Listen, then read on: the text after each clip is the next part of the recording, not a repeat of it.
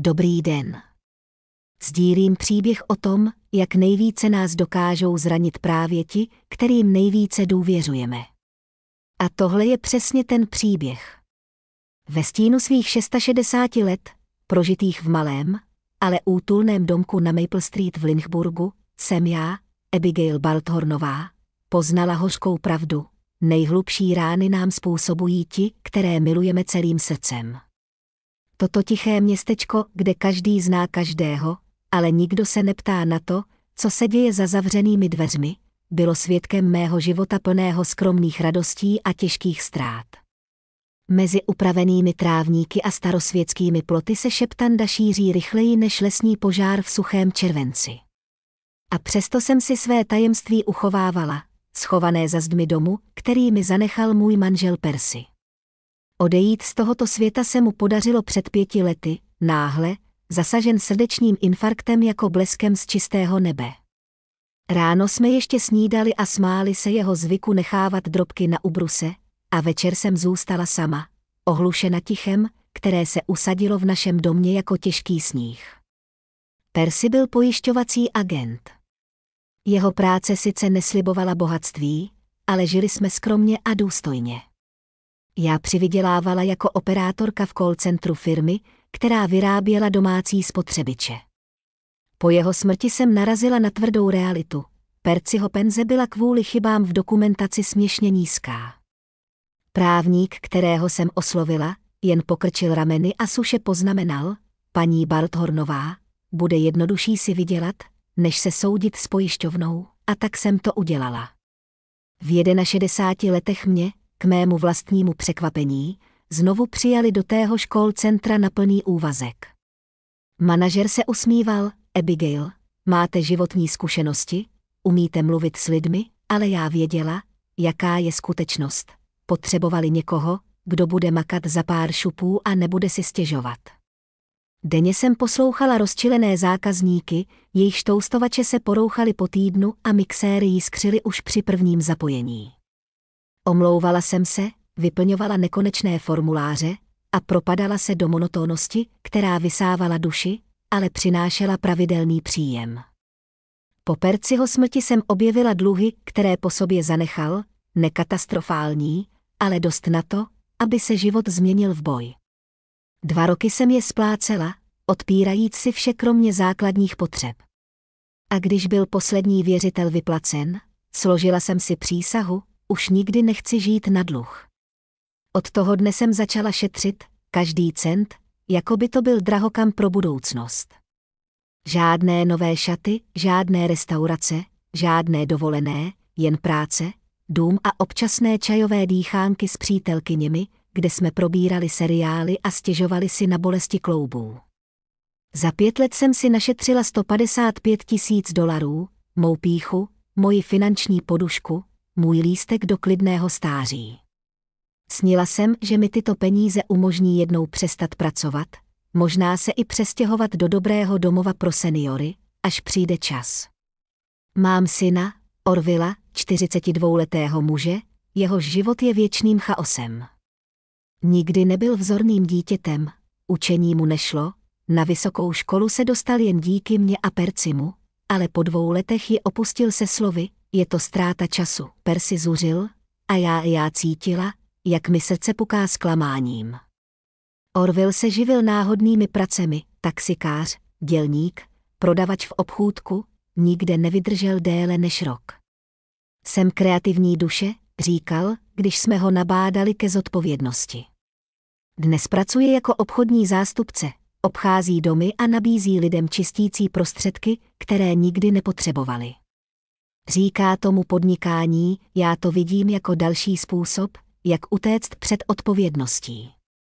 Před 10 lety se Orville oženil s Lucindou Priceovou, vysokou ženou se zrzavými vlasy a úsměvem, který mi vždy připadal příliš nacvičený.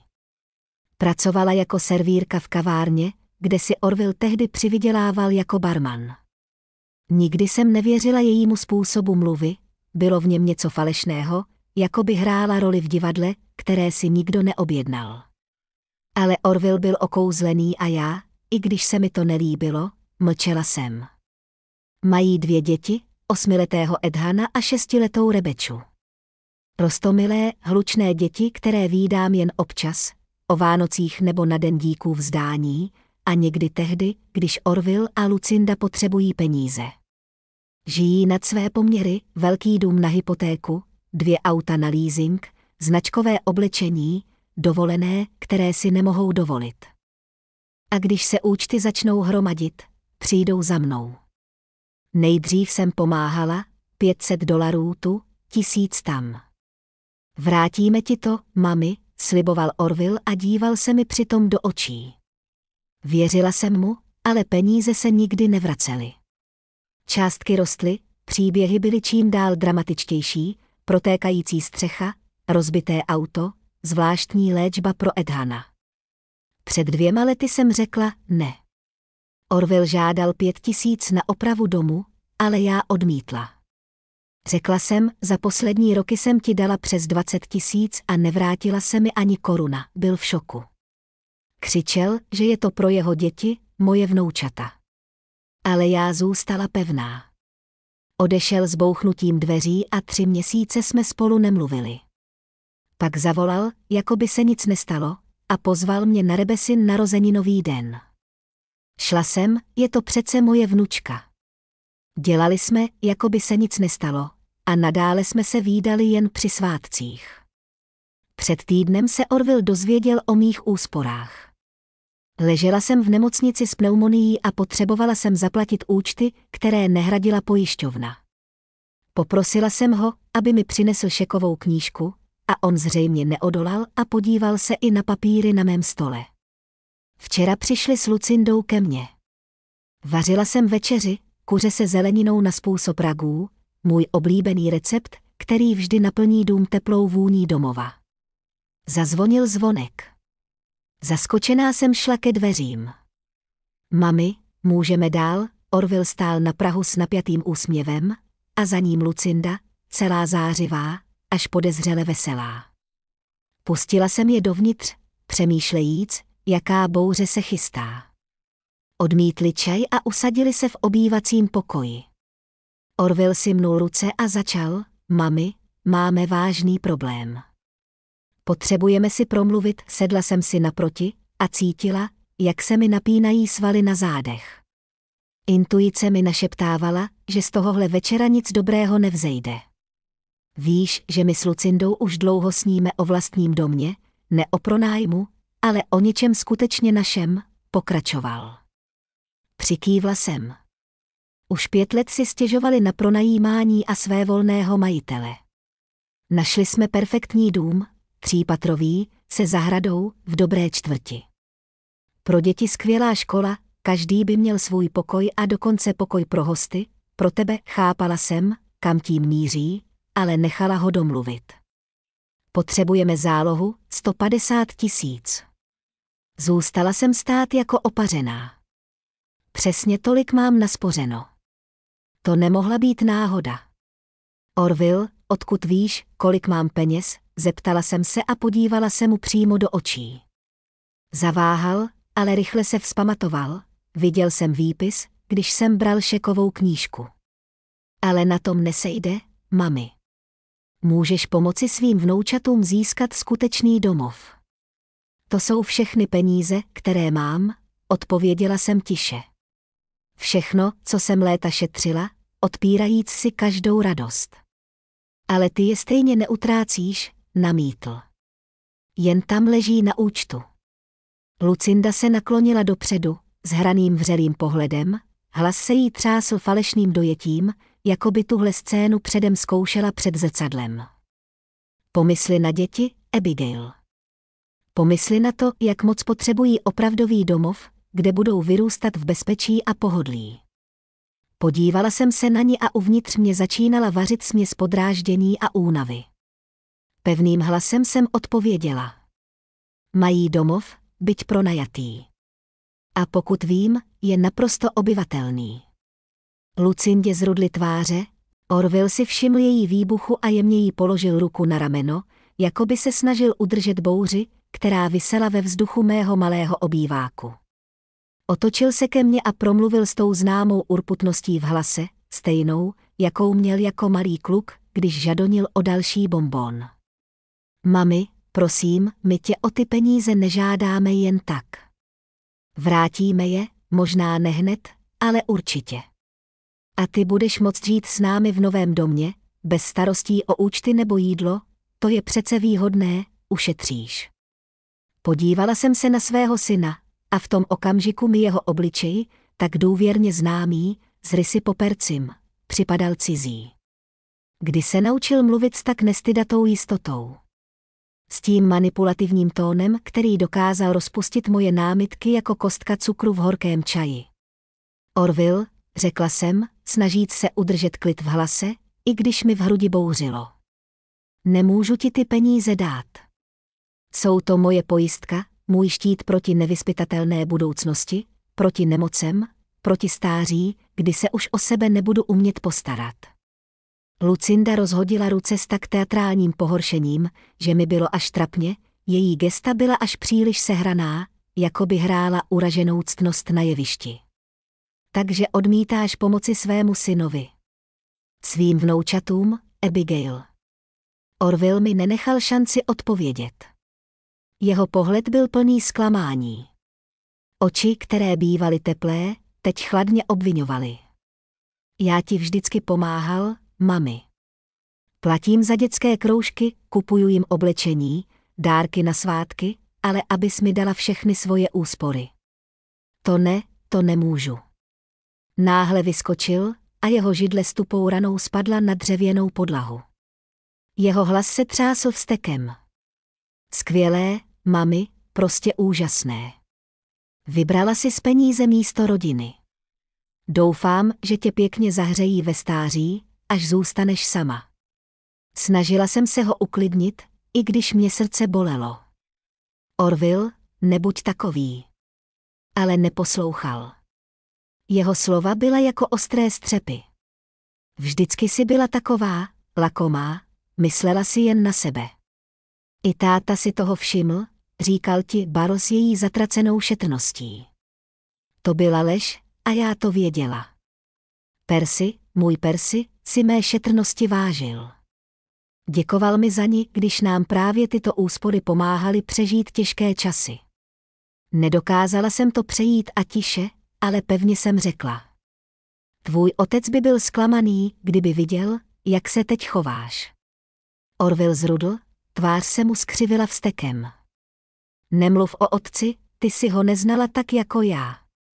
Lucinda k němu přistoupila a položila mu ruku na rameno. Její hlas byl tichý, ale jedovatý. Uklidni se, miláčku. Jestli tvoje matka nechce pomoci rodině, je to její rozhodnutí. My si poradíme i bez ní. Pak se otočila ke mně, její úsměv byl ledový jako zimní vítr. Škoda, Abigail. Mysleli jsme si, že budeš chtít pomoci. Zřejmě jsme se mýlili. Vydali se ke dveřím. Těsně před odchodem se Orville ještě otočil. Jeho tvář, skřivená vztekem, byla téměř k nepoznání. A v jeho hlase zazněla hrozba, která mi stuhla krev v žilách. Toho budeš litovat, mami. A hodně. Dveře se zabouchly tak prudce, až se roztřáslo sklo v okně. Klesla jsem na pohovku a cítila, jak mi srdce buší jako ptáče chycené v pasti.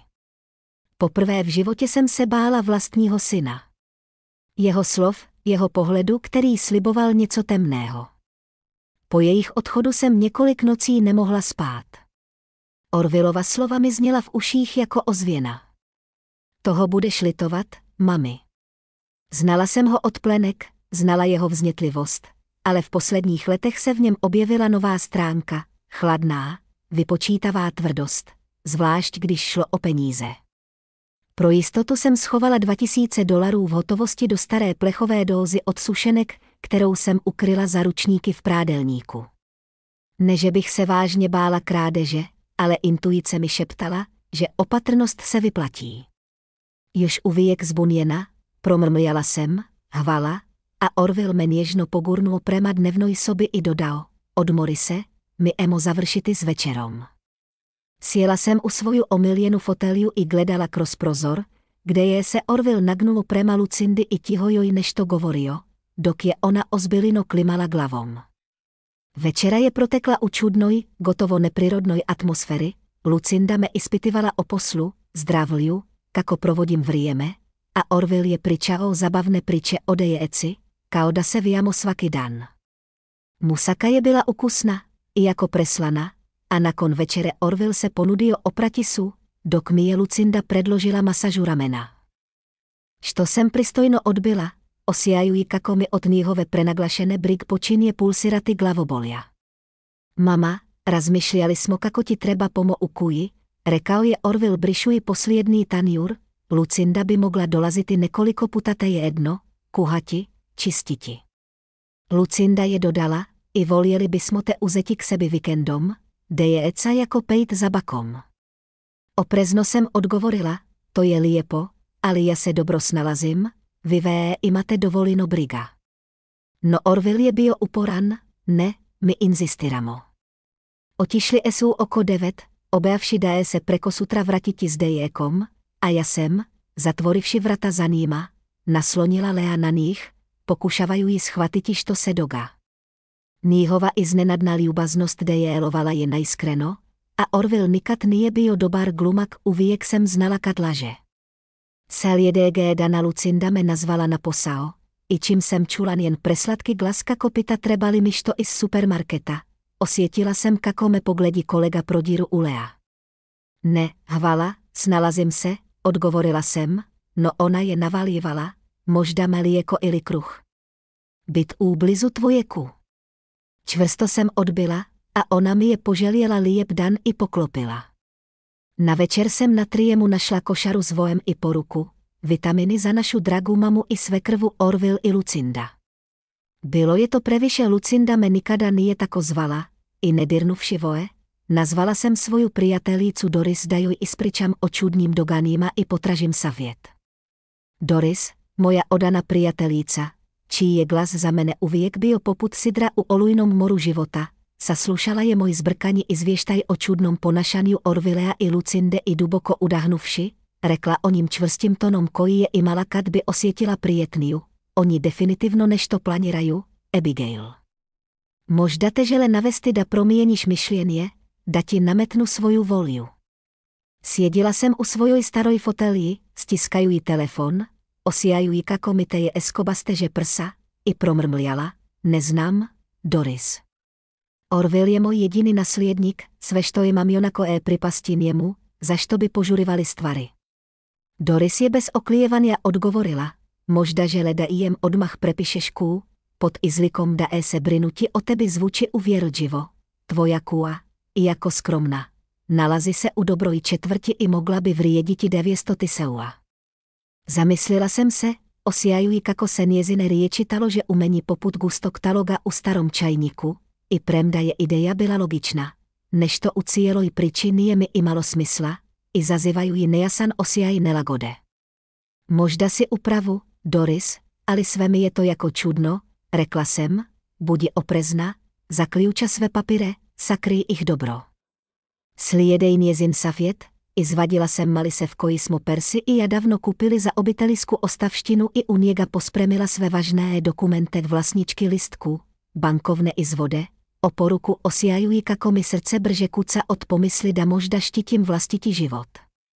Celjedej dani pretvorili se u nadreálnu predstavu u kojoj se Orville i Lucinda, kaološi glumci u slabo režiranoj predstavy, gotovo svakodnevno pojavlívali kod mene, i spunjavajují ků svojom lažnom brigom od kojeme počinjala boljeti glava. Orville, s entuziazmom kakavni sam vidjela još od njegove mladosti, popravljao je curenje u kupajonici, podrezivao zarasle grmove ispredku, prao prozore koje jsem godinama ostavljala u prašiny, dok je Lucinda, sa svojom sladkastom lažnom osmijehom, kuhala ručkove, prala zavěse tvrdaj da o čajničky trebale čišenje. Pa čak donijela i nové ručníke Ilonak s ljubičicama koji je stavila na kuhinský prozor, dodavši s prenaglašenom brigom, svježe cvijíti može popraviti raspoloženje. Abigail. Osjala jsem se zarobljeno, okružena njihovom pretjeranom pažnžom, nerazumijevajuji što zapravo žele, ali osjajují se i za níhove dobrote skryva než to zlokobno, od čega su mi ruke postajale ledene. Ve čtvrtek, přesně týden po naší hádce, se Lucinda objevila sama, bez Orvila, s borůvkovým koláčem, jehož vůně sladce zaplnila kuchyni, a s krabičkou drahého čaje, který se mi prý měl líbit.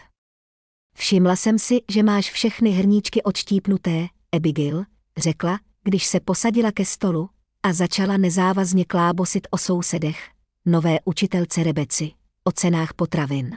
Ale její oči nervózně těkaly po kuchyni a ruce si neustále uhlazovaly rezavé prameny vlasů.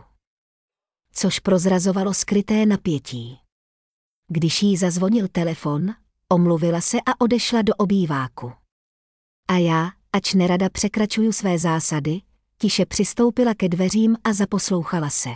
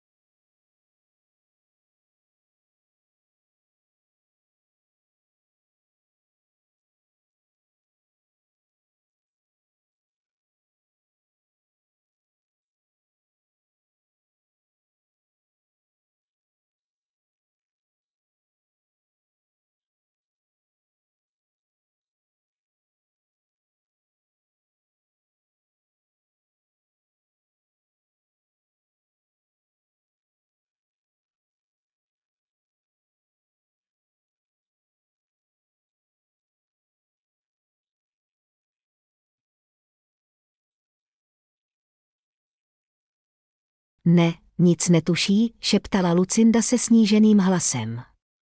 Jo, prohlédla jsem skříně, nic tam není, asi to má v bance. Orville, jsi si jistý, že to vyjde? A co když ona? Ne, chápu, jen. Ustoupila jsem zpět, když hovor skončil, a Lucinda se vrátila s nuceným úsměvem. Volal Orville, ptal se, jestli něco nepotřebuješ, za hodinu se zastaví. Přikývla jsem, dělajíc, že jsem nic neslyšela, ale uvnitř mě sevřel strach, hledali moje peníze, zřejmě si mysleli, že je mám doma. Lucindo, musím si jít lehnout, bolí mě hlava, řekla jsem, jen abych se jí co nejrychleji zbavila. Samozřejmě, Abigail, sklidím ze stolu a půjdu, odpočiň si, odpověděla a začala spěšně uklízet nádobí. Brzy jsem ji viděla z okna, jak nasedá do auta a odjíždí. Orville se neukázal. Tu noc jsem nemohla spát. Lucindina slova si jistý, že to vyjde, mi zněla v hlavě jako ozvěna a já, sedící ve tmě, se marně snažila pochopit, co plánují, zatímco mě strach pomalu ochromoval. Ráno jsem zavolala do banky, abych se ujistila, že je můj účet v pořádku, a s úlevou jsem zjistila, že je všechno tak, jak má být. Ale v práci jsem se nedokázala soustředit, pletla jsem si objednávky zákazníků, až si mé bledosti všiml vedoucí a poslal mě domů s tím, že vypadám nemocně. Doma jsem nejprve zkontrolovala krabičku s hotovostí, peníze tam byly. Pak jsem prohlédla safe, žádné známky vloupání. Ale otázky mě dál sužovaly, co hledali. A proč se tak najednou změnili? Snažila jsem se přesvědčit samu sebe, že jsem možná jejich slova špatně pochopila, že se opravdu jen snaží o smíření. Ale z přemýšlení mě vytrhl telefonát od Orvilla. Mami, jsi doma? Jeho hlas zněl napjatě. Snažila jsem se znít klidně, ano, necítím se dobře, nejsem v práci. Skvěle, vyhrkl a hned se opravil, totiž, ne že je dobře, že se necítíš dobře, ale že jsi doma. Chtěli jsme tě s Lucindou pozvat na nedělní oběd. Nic formálního, jen rodinné posezení, bude tam i Lucindina matka, Alda. Zarazila jsem se, Alda, Lucindina matka, byla uzavřená žena, která se objevovala jen zřídka. Její přítomnost byla dalším podivným článkem v tomhle řetězu událostí. Je ve městě jen na pár dní, přespí u nás, dodal Orville. A já, cítíc, jak se ve mně zvedá úzkost, Zamumlala, nevím, Orville, necítím se zrovna nejlépe. Ale on naléhal, téměř prosil, mami, prosím, je to pro nás důležité. Pro děti tak málo kdy vidí obě babičky pohromadě. Jeho hlas zněl tak upřímně, že jsem, navzdory vnitřnímu varování, nakonec souhlasila, dobře, přijdu. V kolik? Ve 13 hodin. A mami, děkujeme, řekl a zavěsil. Zůstala jsem sedět s pocitem, že právě kráčím rovnou do pasti. Zavolala jsem znovu Doris a když si mě vyslechla, rozhodně prohlásila, nechoď tam, Abigail. A jestli půjdeš, tak nic nejes. Ta slova mi připadala přehnaná, téměř absurdní. Doris, myslíš vážně, že by mě mohli otrávit? Zeptala jsem se tiše. Už jen to vyslovit mi připadalo neskutečné. Ale ona neváhala, nevím, co plánují, ale určitě to souvisí s tvými penězi. Dávej si pozor. Slíbila jsem, že budu opatrná, ale rozhodla jsem se na večeři jít, musela jsem zjistit, co se děje. Cítila jsem, že ustoupit už nemůžu. V sobotu se Orville zastavil, přivezl nákup, který jsem prý požádala Lucindu obstarat, což nebyla pravda. Jeho přehnaná laskavost, otázky na mé zdraví a návrhy, abych šla k lékaři, ve mně jen prohloubily podezření. Když odešel, všimla jsem si, že nechal na konferenčním stolku svůj telefon. Sebrala jsem odvahu a vzala ho, že mu ho vrátím, ale právě v tu chvíli přišla zpráva od Lucindy. Věděla jsem, že číst cizí zprávy je špatné, ale úzkost, která se ve mně usadila od toho dne, co jsem je slyšela šeptat, převážila. Zadala jsem jeho heslo, datum Orwellových narozenin a otevřela zprávy. Většina zpráv byla o každodenních záležitostech. Ale pak jsem narazila na konverzaci z předchozího týdne, hned po naší hádce. Ona nám ty peníze nikdy nedá, psal Orwell. Lucinda odpověděla, existuje jiný způsob. Když zemře, všechno přejde na tebe. Jsi jediný dědic. Orwell namítal, zbláznila ses. To je moje matka. Lucinda ale trvala na svém, tohle je naše budoucnost. Ten dům, o kterém jsme snili. Chceš to všechno nechat zničit? Po chvíli ticha Orwell napsal. Dobře. Co máme udělat? Telefon mi vypadl z ruky, jako by mě popálil. A v tom se otevřely vchodové dveře, Orwell se vrátil pro svůj telefon. Sotva jsem ho stihla položit zpět na stůl, ustoupila jsem k oknu, srdce mi bušilo jako o závod. Tehdy mi to došlo, můj syn a jeho žena plánují moji smrt kvůli penězům. Stála jsem u okna a předstírala, že se dívám ven, zatímco Orwell s předstíranou nonšalancí zvedl telefon ze stolku a s lehkým nervózním smíchem zvolal.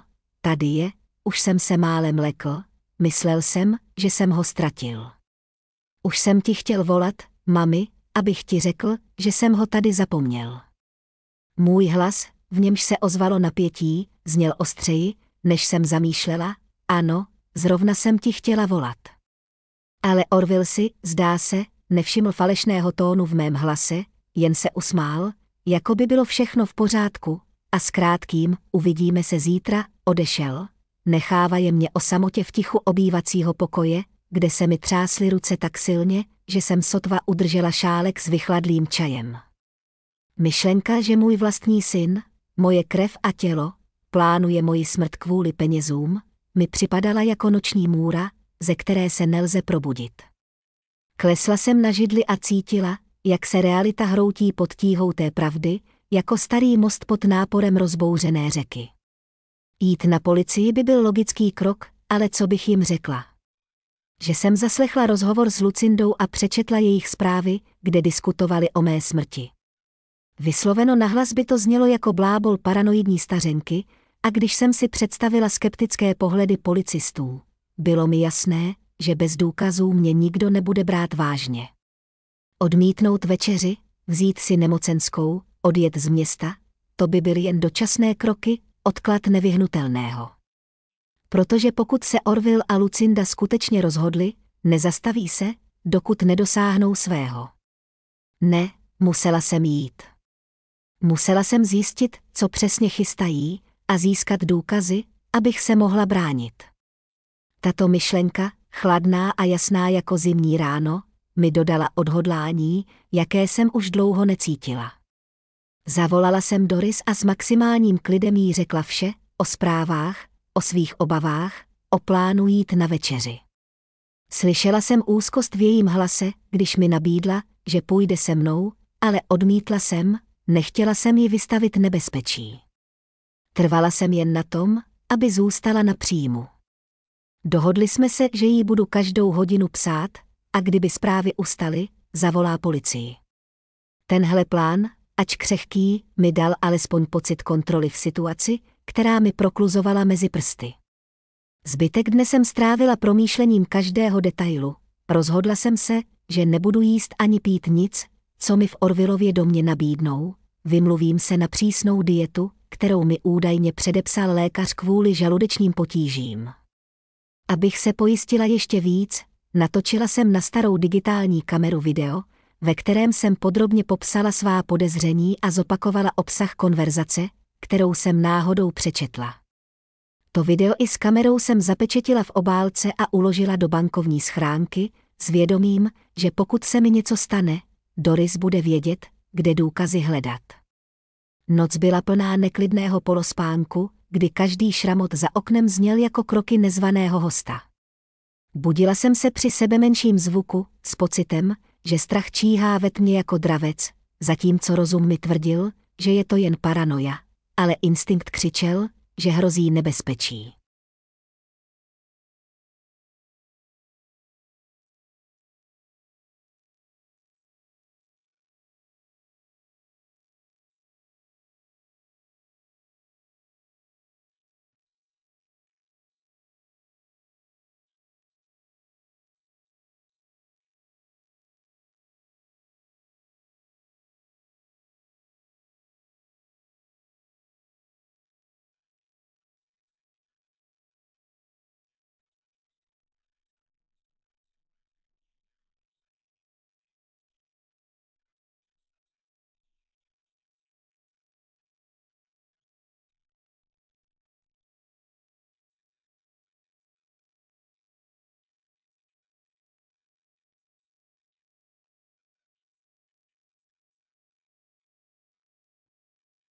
Ráno jsem se s bolestí hlavy a těžkým srdcem postavila pod horkou sprchu, snažíc se smít lepkavý pocit úzkosti, který se mi ale zdál být zažraný do kůže jako stará skvrna. Při oblékání jsem si vzala své oblíbené modré šaty, nanesla trochu rtěnky a nasadila perlové náušnice, které mi Percy dal k našemu 20. výročí, jako by tyto drobné rituály mohly být mou zbrojí proti tomu, co mě čeká. V poledne jsem nasedla do auta a vyrazila k Orvillovu domu, s podivným klidem a odhodláním, které překrývaly strach. Když jsem přijela, všimla jsem si jeho auta na příjezdové cestě a starého Fordu, který pravděpodobně patřil Aldě, Lucindyně matce. Její přítomnost přidala další dílek do téhle zlověstné skládačky. Nechtěla jsem, aby Alda, ta tichá, uzavřená žena, byla do jejich plánu zatažena, ale neměla jsem na výběr, musela jsem vstoupit a čelit nebezpečí tváří v tvář. Dveře se otevřely, sotva jsem se přiblížila a Orville s úsměvem, který nedosahoval očí, zvolal: Mami, přišla si, a objal mě tak pevně, že jsem cítila napětí v jeho ramenou, jako by se ovládal. Pojď dál, všichni už jsou tady, dodal a já, snažíc se skrýt úzkost, vešla do domu. V obýváku se Lucinda čile otáčela kolem konferenčního stolku plného pohoštění a Alda seděla v křesle u okna. Její hubená postava v prostých šedých šatech působila v celé té aranžované scéně nepatřičně. Abigail, jak ráda tě vidím, řekla Lucinda, přiběhla ke mně a políbila mě na tvář. Zachytila jsem ostrou vůni jejich parfémů smíšenou s něčím, co mohlo být strachem, nebo to byla jen moje paranoja. Ahoj, Lucindo, ahoj, Aldou, odpověděla jsem a kývla na Lucindinu matku, která mi mlčky pokynula, její tvář zůstávala neproniknutelná. Najednou do pokoje vběhli Ethan a Rebecca. Rebecca, s těmi svými rezavými kudrlinami, se na mě vrhla tak prudce, že mě málem srazila na zem, křičela, babičko, a objala mě kolem krku, zatímco Ethan, zdrženlivější, ale s hřejivým úsměvem, mě také objal. Přitiskla jsem si je k sobě a ucítila bodavou bolest při pomyšlení, že tyto nevinné a milované děti by se mohly stát pěšáky ve hře svých rodičů. Nakreslili jsme ti obrázky, babi, pojď, ukážeme ti je, zvolala Rebecca a táhla mě za ruku, ale Lucinda je mě zasáhla, teď ne, miláčku, nejdřív večeře, všechno je připravené. Děti si zklamaně povzdechly a zamířily ke stolu. Šla jsem za nimi, všimla si, jak si Orville a Lucinda vyměnili rychlé pohledy, a v těch pohledech byla stín úzkosti. Jídelna byla vyzdobená až přehnaně honosně, čerstvé květiny, nejlepší porcelán, který jsem jim kdysi darovala ke svatbě, stříbrné svícny, všechno to vypadalo spíš jako kulisy ke hře než rodinná večeře. Posaď se, mami, řekl Orville a odsunul židli na čele stolu. Bylo zvláštní, že mi nabídl právě toto místo, obvykle si sem sedal on sám. Rozprostřela jsem si ubrousek na klín a rozhlédla se, Orville po pravici, Lucinda vlevo, děti vedle ní a Alda naproti. Její napjatý postoj a ticho jen posilovali moji úzkost. Připravila jsem tvá oblíbená jídla, Abigail, řekla Lucinda a rozdělovala na talíře pečenou zeleninu, česnekové pyré a avokádový salát. Její úsměv však byl napjatý jako přepjatá struna. To je od tebe hezké, Lucindo, ale jsem na přísné dietě. Doktor mi ji předepsal kvůli žaludečním problémům, odpověděla jsem, poklepala si na břicho a vytáhla z kabelky svou vlastní krabičku se zeleninou a jablkem. Přinesla jsem si oběd sama, doufám, že se neurazíš. Orville a Lucinda si znovu vyměnili pohled, tentokrát jsem v jejich očích jasně viděla neklid. Lucinda se zarazila s nabíračkou v ruce a řekla, ale mohla bys alespoň trochu ochutnat, moc jsem se snažila. Bojím se, že opravdu nemůžu. Přísná dieta, odpověděla jsem pevně. Orville se nuceně usmál, samozřejmě, mami. Zdraví je přece nejdůležitější. Večeře začala v napjaté atmosféře. Jejich snaha o nenucenou konverzaci, o Aldině cestě, o dětských úspěších ve škole, zněla nepřirozeně, jejich smích byl příliš hlasitý a jejich pohledy se stále vracely k mému netknutému talíři. Pomalu jsem žvíkala svou zeleninu a sledovala je, snažíc se pochopit, co plánují, otrávit mě během večeře. Ale jak by vysvětlili náhlou smrt zdravé ženy přímo u stolu? Ne, plán musel být jiný. A já, snažíc se neprozradit strach, čekala, kdy udělají další krok. Alda, která do té doby mlčela, najednou promluvila. Její hlas, obvykle tichý a klidný, byl lehce ochraptělý, jako by překonávala vnitřní napětí.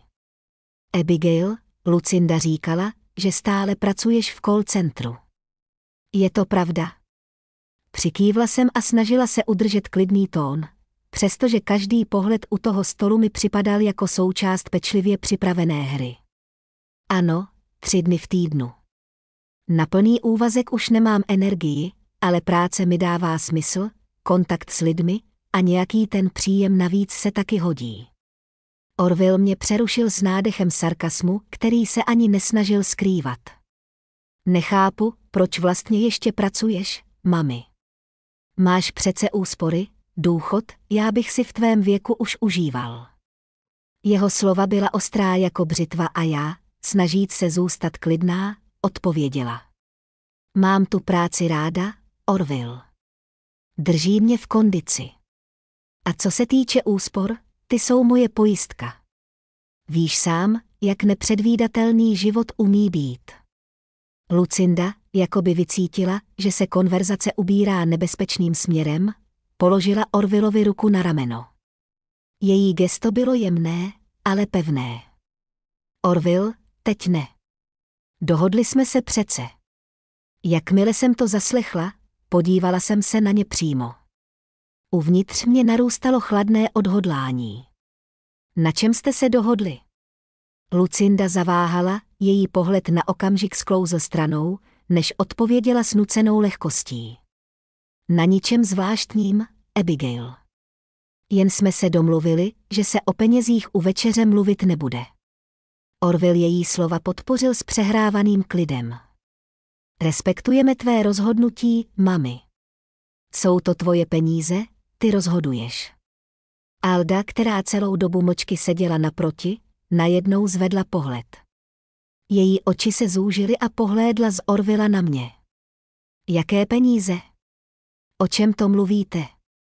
Lucinda okamžitě zasáhla, její hlas byl o něco ostřejší. O nic důležitého, mami. Jen rodinné záležitosti. Není důvod se znepokojovat. Ale Alda nepřestala upírat pohled. Všimla jsem si, že jí bez chuti, jako by jídlo v ní vzbuzovalo nedůvěru, což jen posílilo moje podezření. Cítila to taky. Tušila, že něco není v pořádku.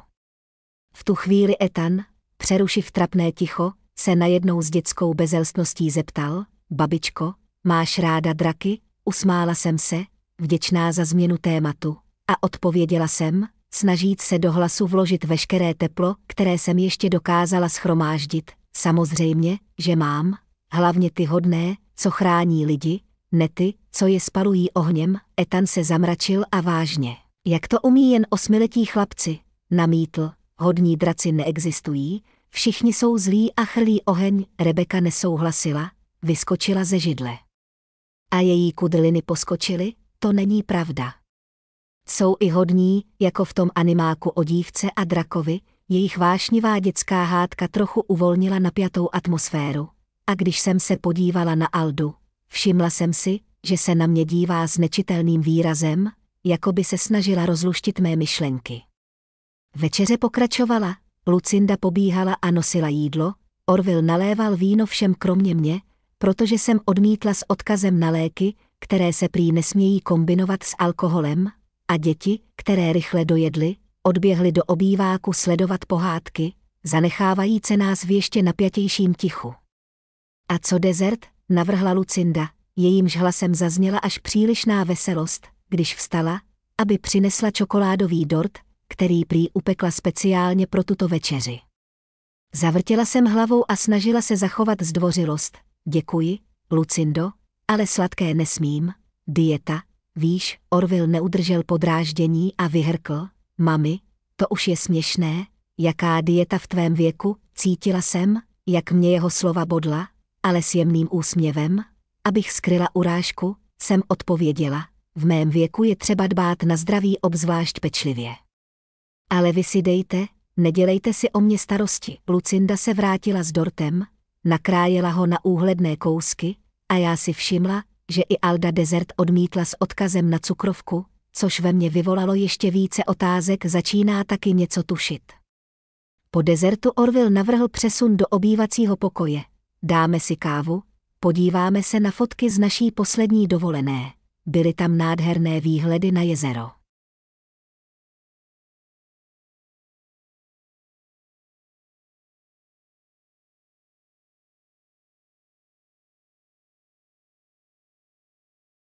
Přesunuli jsme se do obýváku, kde děti seděly na zemi před televizí a zaujatě sledovali pohádku o dinosaurech, jejich smích se rozléhal místností a vytvářel iluzi normálnosti.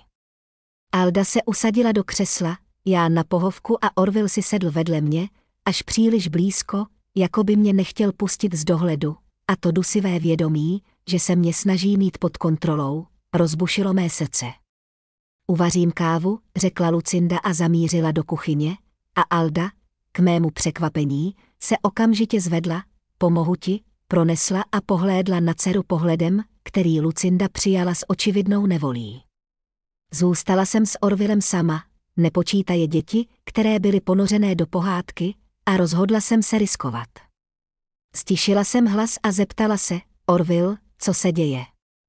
Vy s Lucindou se chováte divně. Před týdnem si mi vyhrožoval, a teď tyhle rodinné večeře, co máš za lubem? Předstíral překvapení, ale jeho oči prozradily neklid. Co tím myslíš, mami? Chceme se jen usmířit, být spolu jako rodina, co pak je to špatné, podívala jsem se mu přímo do očí, cítíc, jak ve mně roste odhodlání. Nelži mi, Orville, jsem tvoje matka, poznám, když lžeš, odvrátil se a já si všimla, jak mu zaškubal sval na tváři jistý znak nervozity. Z kuchyně doléhal tlumený hlas Lucindy a Aldy, nerozuměla jsem slovům, ale tón byl napjatý, jako by se hádali o něčem důležitém. Po několika minutách se vrátili, Lucinda nesla tác z šálky kávy, její tvář byla napjatá jako struna, a Alda, kráčející za ní, působila neproniknutelně, ale její oči pozorně sledovaly každý pohyb své dcery. Káva je hotová, oznámila Lucinda s hranou veselostí, speciální recept se skořicí a vanilkou. Abigail, tu tvoji jsem udělala s odtučněným mlékem, vím, že si hlídáš postavu, vzala jsem šálek, snažíc se zakrýt své obavy, ale káva voněla divně, příliš sladce, s nějakou umělou příchutí, která se nepodobala běžné vůni. Děkuji, Lucindo, to je od tebe milé, řekla jsem a položila šálek na stůl, aniž bych se napila. Alda, která si vzala šálek jako poslední, také nespěchala s pitím a pozorně si prohlížela jeho obsah. Měla jsem pocit, že možná sdílí mé podezření. Na rodinu, pronesl Orville a zvedl šálek, abychom byli vždycky spolu a podporovali se, všichni zvedli své šálky a já, abych se přidala, předstírala, že piju, ale káva se mých rtů ani nedotkla. Chutná, že ano, zeptala se Lucinda s pohledem, který byl vyčkávavý, téměř zdravý. Přidala jsem speciální ingredienci, rodinný recept, předstírala jsem zájem a zeptala se, jakou. Alda se nečekaně vložila do hovoru s lehkou ironií v hlase. Nikdy si mi o žádných rodinných receptech neříkala, Lucindo. To je něco nového, Lucinda rychle odpověděla a snažila se zakrýt své rozpaky. Vymyslela jsem ho nedávno, mami, všimla jsem si, jak Orville stuhl, jeho pohled byl upřený na můj šálek, jako by čekal, až se napiju. Abigail, ty nepiješ kávu, všimla si Lucinda a přisunula se blíž. Čekám, až trochu vychladne, nemám ráda horké, odpověděla jsem klidně. Myslím, že už je dost studená. Ochutnej, naléhala.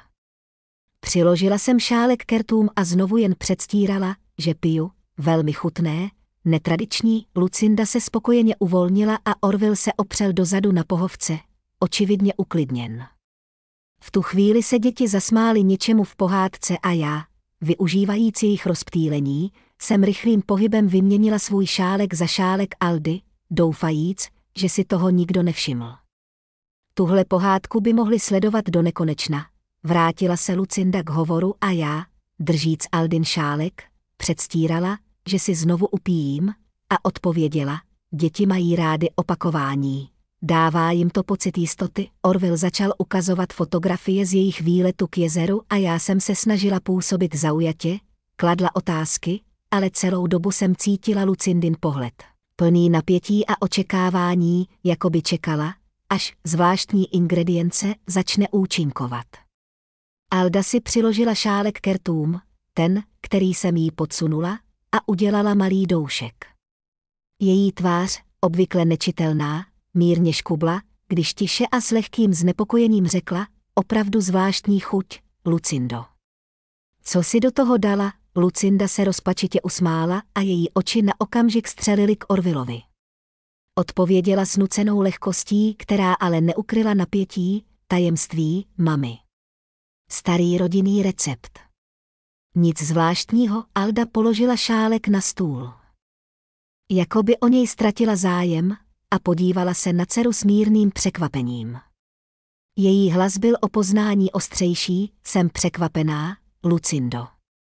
Jsem tvoje matka a nikdy ses o žádných rodinných receptech nezmínila. Napětí v místnosti bylo téměř hmatatelné, jako by vzduch zhůstl, a já si všimla, jak Orville nervózně bubnuje prsty o koleno, jeho obvyklé gesto, které vždycky prozrazovalo úzkost, i když se snažil působit nenuceně.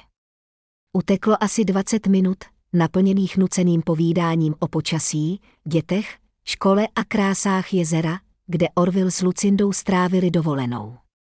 Cítila jsem, jak se jejich pohledy čím dál častěji upírají na mě plné skrytého neklidu a očekávání něčeho, co stále nepřicházelo, a jejich nervozita byla stále zřejmější. Ještě kávu, Abigail, nabídla Lucinda hlasem, který byl až příliš sladký. Zachytila jsem v něm náznak zoufalství a pochopila, že hledá nový způsob, jak mi podsunout ten zvláštní ingredienci, o které jsem stále více pochybovala, že by to byla vanilka nebo skořice. Ne, děkuji, už jsem ochutnala, nechci víc, odpověděla jsem s úsměvem, který měl zakrýt můj strach, ale všimla jsem si, jak se jí lehce cukl koutek úst téměř nepostřehnutelně, v náznaku podráždění. Věděla jsem, že musím odejít a to co nejdřív. Každý další okamžik v tom domě zesiloval pocit, že balancuji na hraně propasti.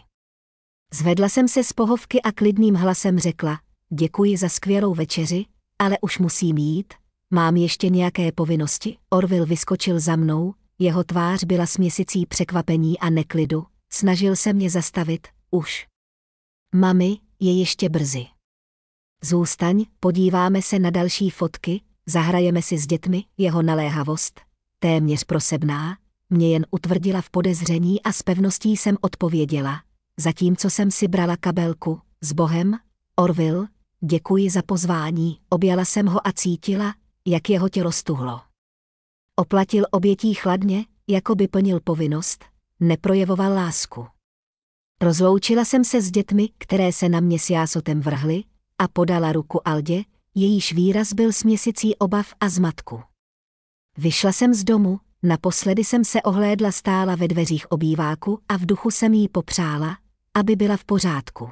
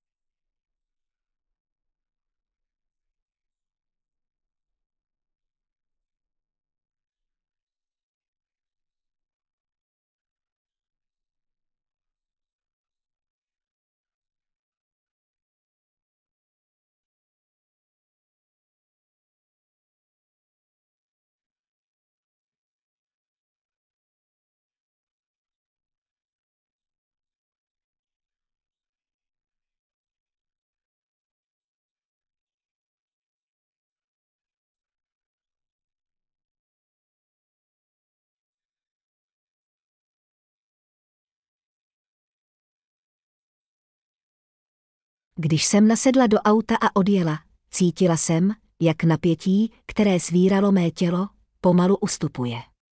Úleva však byla jen krátká, protože jsem věděla, dnes jsem se jejich pasti vyhnula, ale oni se nezastaví, jejich plán, ať už je jakýkoliv, je stále v platnosti. Doma jsem zamkla dveře všemi zámky, sesunula se na židli a cítila, jak se mi ruce třesou. Snažila jsem se pochopit, co se vlastně stalo, a přesvědčila se, že Orville a Lucinda se mě skutečně pokusili otrávit, ten podivný zápach kávy, jejich nervozita, Lucindina naléhavost, abych se napila, to všechno na to ukazovalo. Uvařila jsem si čaj, opravdový, bezpečný, ze své vlastní dózy, a s teplým hrnkem v rukou jsem se snažila urovnat si myšlenky. Ale jedna z nich mě bodala jako tříška, můj vlastní syn si přál mou smrt. Zazvonil telefon a já sebou trhla. Když jsem na displeji uviděla jméno Doris, zvedla jsem to a pokusila se skrýt chvění v hlase. Doris, jsem doma, všechno je v pořádku, ale ona, s její citlivostí, okamžitě vycítila mou úzkost. Nevypadáš, že je všechno v pořádku, Abigail. Co se stalo u večeře, vyprávěla jsem jí všechno o podezřelé kávě, o tom, jak jsem vyměnila šálky s Aldou, o napjaté atmosféře, a když mě vyslechla, zvolala. Bože můj, Abigail, ty si opravdu myslíš, že tě chtěli otrávit? Téměř jistě, odpověděla jsem. Měla bys vidět jejich obličeje, když jsem odmítla jíst a pít, naléhala, abych šla na policii, ale já namítla, s jakými důkazy, Doris. Podezřelá káva a moje domněnky, to nestačí, ještě asi 20 minut jsme spolu mluvili, a když jsme se rozloučili, zůstala jsem sama se svými myšlenkami, dívala jsem se na hodiny, bylo skoro 6 večer a uvědomila si, že uběhly teprve 2 hodiny od chvíle, kdy jsem opustila Orvillův dům. Přemýšlela jsem, co teď asi dělají, mluví o tom, jak jejich plán selhal, nebo už vymýšlejí nový.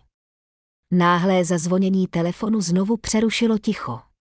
Když jsem uviděla neznámé číslo, zvedla jsem ho s únavou, připravená na dalšího zákazníka stěžujícího si na rozbitý toustovač. Halo, hlas na druhém konci byl vážný, úřední, paní Tornová. Tady je důstojník Bradley z policejního oddělení v Lynchburgu. Byla jste dnes v domě svého syna Orvilla Thorna? Srdce mi spadlo do propasti a snažila jsem se odpovědět klidně. Ano, byla jsem tam na večeři. Co se stalo? Důstojník pokračoval, jeho tón byl klidný, ale těžký. Matka vaší snachy, Alda Mortonová, byla převezena do nemocnice s příznaky těžké otravy. Lékaři našli v její krvi silný jed. Potřebujeme vám položit několik otázek, cítila jsem, jak mi krev odchází z obličeje. Svět se zatočil a já, sotva držíc telefon, zašeptala, samozřejmě, důstojníku, jak vám mohu pomoci, raději bychom si promluvili osobně. Můžete přijet na stanici, zeptal se. Ano, hned přijedu, odpověděla jsem bez váhání a zavěsila. Pocit hrůzy mě zalil jako vlna. Alda se otrávila kvůli mně, kvůli tomu, že jsem vyměnila šálky, a ta myšlenka mě pálila jako žhavé uhlíky. Rychle jsem se oblékla, nasedla do auta a jela na policejní stanici, přičemž mi hlavou vířily obrazy, Alda, jak kvůli mě umírá, Orville a Lucinda plánující moji smrt, a já nedobrovolně příčina tragédie. Policejní stanice v Lynchburgu, malá cihlová budova v centru města, mě přivítala chladným světlem zářivek a pachutí staré kávy. Když jsem vešla, cítila jsem, jak se mi třesou kolena, připadala jsem si spíš jako pachatel než jako oběť. Mladý uniformovaný důstojník za přepážkou na mě vzhlédl, jak vám mohu pomoci, jsem Abigail Thornová, řekla jsem co nejpevněji, volal mi důstojník Bradley kvůli Aldě Mortonové, přikývl, zvedl telefon a řekl, důstojníku Bradley, paní Thornová je tu ohledně případu Mortonová, po krátké pauze dodal, hned přijde. Za několik minut se objevil Bradley, vysoký muž s unavenýma očima, a pokynul mi, abych ho následovala. Paní Thornová, pojďte prosím se mnou, zavedl mě do malé kanceláře, kde už seděla žena v uniformě. Představil ji, tohle je detektivka Ramirezová, Vede případ možného otrávení Aldy Mortonové. Detektivka přikývla a podívala se na mě s profesionálním chladem. Děkujeme, že jste přišla, paní Tornová. Potřebujeme vám položit několik otázek ohledně dnešních událostí. Posadila jsem se a cítila jsem se jako obžalovaná. Nedokázala jsem skrýt obavy a zeptala se, jak je na tom Alda. Je v pořádku, Ramirezová, aniž by změnila výraz tváře, odpověděla, paní Mortonová je v kritickém stavu. Lékaři bojují o její život. V její krvi byl nalezen ricin, silný rostlinný jed. I malá dávka může být smrtelná. Zvedl se mi žaludek, když se mi slovo ricin rozlehlo v hlavě jako ozvěna, potvrzující mé nejhorší obavy. Hluboce jsem se nadechla a začala vyprávět o podivném pozvání na večeři, o chování Orvilla a Lucindy, o jejich naléhání, abych vypila kávu, o jejím zvláštním zápachu a o tom, jak jsem si vyměnila šálky s Aldou, protože jsem měla podezření, že mě chtějí otrávit. Proč jste vyměnila šálky, zeptala se Ramirezová, její pohled se zostřil. Bála jsem se, že do té kávy něco přimíchali, přiznala jsem. Páchla divně a Lucinda až příliš trvala na tom, abych ji vypila. Bradley se naklonil dopředu, proč si myslíte, že vám váš syn a snacha chtěli ublížit? Vyprávěla jsem o hádce kvůli penězům, o Orvillově výhrůžce, o rozhovoru, který jsem zaslechla od Lucindy, i o zprávách v jeho telefonu, kde diskutovali o mé smrti jako cestě k dědictví. Máte důkazy o té komunikaci, zeptal se Bradley, a já, cítíc, jak má slova zní čím dál méně přesvědčivě, odpověděla. Ne, neudělala jsem si screenshoty, jen jsem to přečetla a telefon vrátila. Ramirezová přikývla, a nenapadlo vás dřív kontaktovat policii. Bála jsem se, že mi nikdo neuvěří, řekla jsem. Znělo by to jako paranoja staré ženy. Ale teď. Alda byla otrávená, a je to moje vina. Hlas se mi chvěl a se sklopeným zrakem jsem dodala, nechtěla jsem, aby se jí něco stalo, jen jsem se snažila chránit. Seděla jsem v malém kabinetu policejní stanice, cítila, jak mě tíha viny a strachu svírá na hrudi. Detektivka Ramirezová, jejíž oči vyzařovaly profesionální klid, ale nezakryly náznak soucitu, přikývla a řekla. Chápeme, paní Tornová. Nebudete obviněna z otravy paní Mortonové. Jednala jste v sebeobraně, aniž byste věděla, že káva skutečně obsahovala jed. Důstojník Bradley, sedící naproti, dodal, jeho hlas byl klidný, ale unavený, jako by už viděl příliš mnoho lidské krutosti. Orville a Lucinda jsou právě vyslýcháni. Oba popírají jakoukoliv účast na otravě a tvrdí, že netuší, jak se jed do kávy dostal. Nedokázala jsem potlačit rozhořčení. Ale to Lucinda tu kávu připravila. Viděla jsem, jak kolem ní pobíhala, jak trvala na tom, abych ji vypila. Bradley přikývl, jeho tvář zůstala nečtená. Ano, a to je hlavní důkaz proti ní.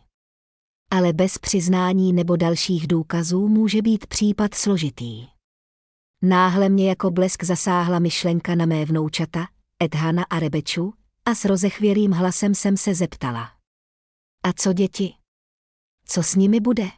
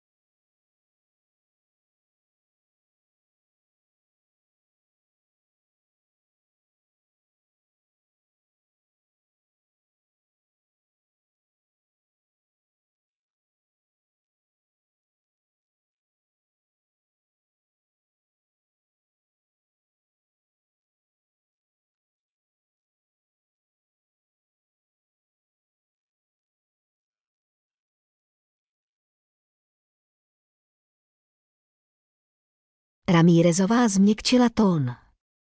Jsou teď u souseda, který souhlasil, že se o ně postará, dokud trvá výslech rodičů. Ale pokud padnou obvinění, kontaktujeme sociální službu na ochranu dětí. Mluvili jsme ještě asi hodinu. Řekla jsem vše, co jsem věděla, o hádce kvůli penězům, o podivném chování Orvilla a Lucindy, o rozhovorech, které jsem slyšela, o zprávách, jež odhalily jejich zlověstný plán. Po podepsání výpovědi jsem cítila, jak mě opouštějí síly, jako bych nesla nepředstavitelně těžké břemeno, které se teď rozsypalo na kusy.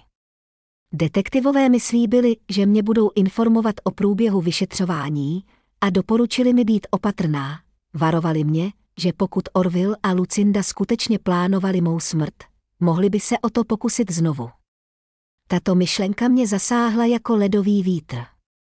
Když jsem vyšla ze stanice, večerní tma už zahalila Lynchburg. Cítila jsem se prázdná, jako vyždímaný hadr, a rozhodla jsem se jet do nemocnice zjistit, jak na tom Alda je. Její osud teď ležel na mém svědomí, i když rozum mi říkal, že skuteční viníci jsou Orville a Lucinda, ne já. V nemocnici mě nasměrovali na jednotku intenzivní péče, kde mi doktor Chen, mladý lékař s unavenýma očima, vysvětlil, že Alda je v kritickém, ale stabilizovaném stavu. Díky tomu, že se příznaky otravy objevily rychle, ji stihli zavést do nemocnice dřív, než ricin způsobil nevratné poškození orgánů. Přežije, zeptala jsem se, cítíc, jak mě ta otázka pálí zevnitř. Lékař se na mě podíval se soucitem a odpověděl. Je tu šance, a není malá. Ale úplné zotavení bude nějakou dobu trvat.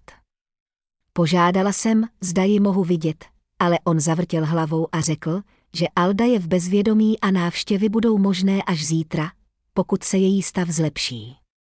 Už jsem se chystala odejít, když se ve vestibulu jednotky intenzivní péče objevili dva policisté, kteří vedli Orvilla a Lucindu. Jejich tváře byly bledé a oči plné strachu a zoufalství. Mami, zvolal Orville, když mě spatřil, a zastavil se, jako by narazil na neviditelnou zeď. Co tady děláš? Snažila jsem se mluvit klidně a odpověděla. Přijela jsem zjistit, jak na tom je Alda. Lucinda, její hlas se třásl, se zeptala, jaký je, a v jejím tónu jsem ucítila opravdovou starost, což mě přimělo zamyslet se, jestli jí na mé matce přece jen záleželo, i když byla schopná mě kvůli penězům zabít. Je ve vážném, ale stabilním stavu. Lékaři říkají, že má šanci, odpověděla jsem a podívala se na oba.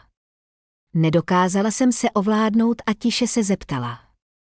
Proč jste to udělali? Stálo to ty peníze za to riziko. Orville, ještě blečí než předtím, vykřikl. My nic neudělali, mami, musíš nám věřit. Ale já, rozdíraná bolestí a hněvem, jsem řekla. Viděla jsem tvoji komunikaci, Orville. Vím, co jsi plánoval. V sobotu si nechal telefon u mě doma a já si přečetla, jak si s Lucindou plánoval moji vraždu. Vyděšeně se na sebe podívali a jeden z policistů vystoupil dopředu a zeptal se. Je to pravda, pane Thorne? Existuje taková komunikace?